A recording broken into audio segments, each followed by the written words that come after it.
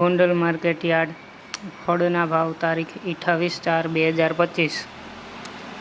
દાડમ 400 રૂપિયાથી 1000 રૂપિયા, સફરજન 2000થી 4000 રૂપિયા,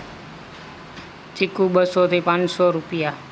પપૈયા 100થી 240 રૂપિયા, કેળા 400થી 600 રૂપિયા,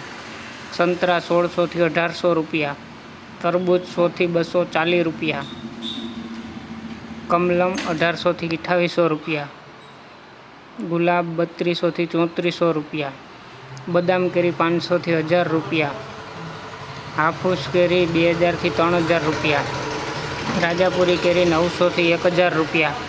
મોસંબી 400થી 800 રૂપિયા, ટેટી 120થી 300 રૂપિયા,